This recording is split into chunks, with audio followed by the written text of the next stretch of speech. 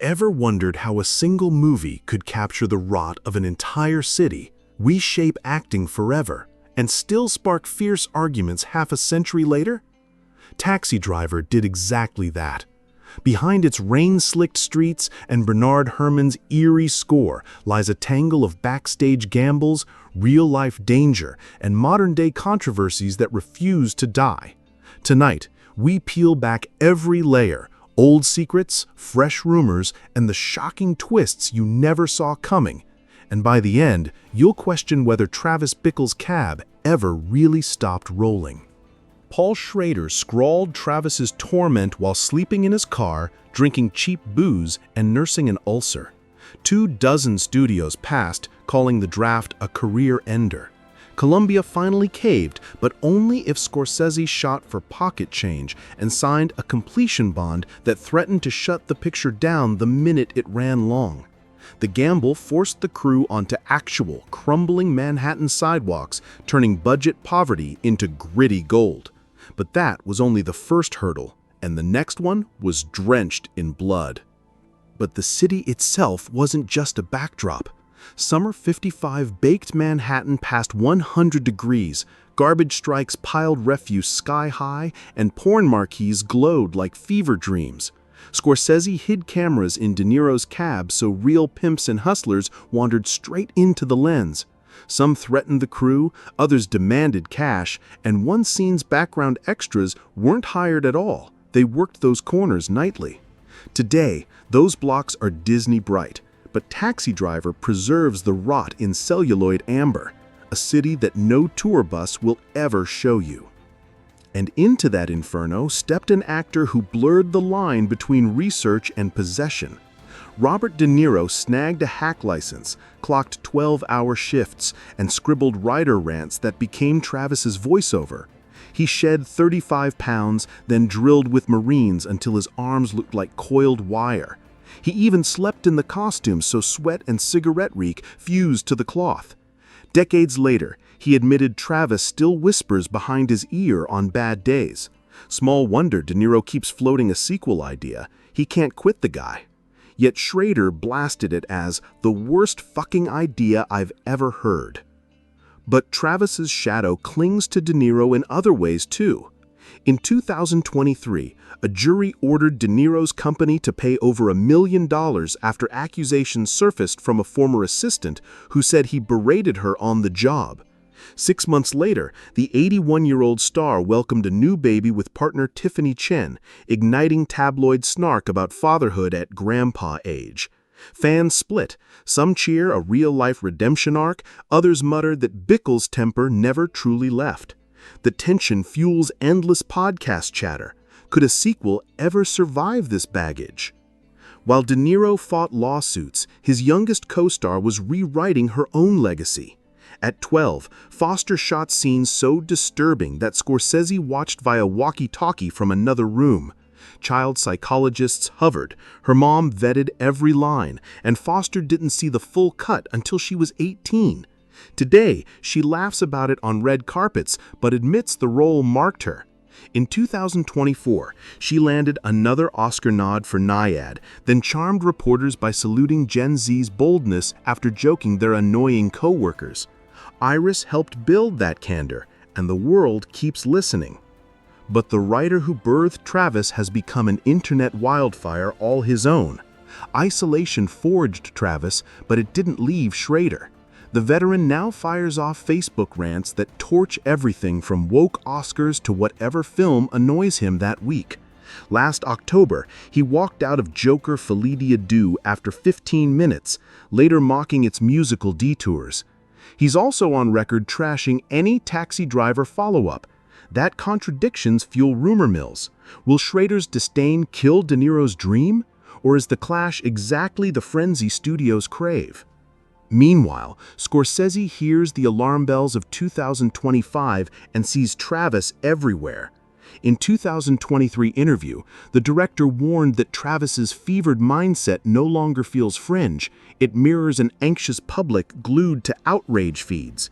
By 2025, he compared America's culture war to pre-Civil War stress, doubling down on cinema's duty to confront moral decay. For Scorsese, Taxi Driver isn't nostalgia, it's prophecy. And that keeps the debate alive long after the film's final frame. Prophecy or not, the movie hides symbols most casual viewers never clock. Watch again and red creeps across the canvas like a slow hemorrhage. Travis's diary cover, Betsy bathed in scarlet glow, then the final gun-blasted apartment drenched in muted blood. Mirrors stalk Travis in nearly every scene, while rain teases the promise of cleansing yet leaves grime untouched. Even his weird food combos, sugar dumped into wine, mirror his attempt to sweeten a bitter reality. These Easter eggs weren't accidents, they chart a mind corroding in plain sight.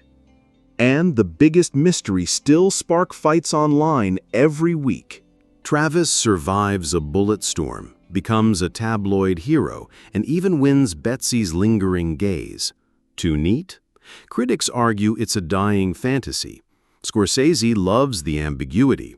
Schrader insists the epilogue is symbolic, not literal. De Niro played it a bit mechanical on purpose. Whether dream or reality, his final glance into the mirror hints the anger never left. Viewers keep replaying that shot, searching for a blink that will settle the question, and the silence keeps them up at night. But the legacy doesn't rest in archives, it mutates in pop culture's bloodstream. Todd Phillips' first Joker lifted Taxi Driver's DNA. The sequel tried to flip it into a musical, and Schrader stormed out. Fans fake cast Travis as a cameo in Gotham, while TikTokers lip-sync "You Talkin' to Me" under neon filters. Think pieces tie Bickle to modern incel forums, fueling fresh dread. Every new controversy, be it De Niro's court battles or Schrader's Facebook detours, reboots interest, proving the film's power to invade each new feed like an urban legend that learns your algorithm. And yes, whispers of Taxi Driver 2 still float through Hollywood's corridors. Collider reported De Niro keeps pitching a follow-up, imagining Travis as an aging cabbie adrift in the rideshare era. Schrader calls it creative heresy. Blogs argue it could solve the ending debate or torch the original's mystique forever. Scorsese stays coy. Studio leaks hint at a limited series pitch set in 1985, but insiders whisper that legal and reputational landmines, lawsuits, volatile politics, and an 81-year-old star make greenlighting that ride a nerve-wracking risk. Whatever happens, the taxi's engine still idles in pop culture's curb. 4 decades after Travis stalked the neon haze, the real-world imitator who once fired on a president is back in the headlines. John Hinckley Jr., long freed under strict conditions, announced a 2024 folk rock tour, only to have venues yank the dates after a social media backlash branded him the face of cancellation.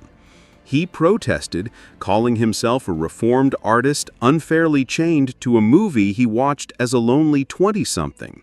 Yet each news hit revived the same debate. Did Taxi Driver merely reflect violence or plant it? The uproar grew loud enough for lawmakers to float age-gated streaming warnings, a proposal one commentator dubbed the Bickle Bill. But controversy doesn't sleep when technology can resurrect your worst instincts in 4K. This spring, a slick 30-second clip rocketed through TikTok. Travis Bickle, rendered by generative AI, steering a rideshare pod through a mirror-bright Manhattan while pitching a shady crypto coin. Millions hit play before moderators flagged the video as a deep fake.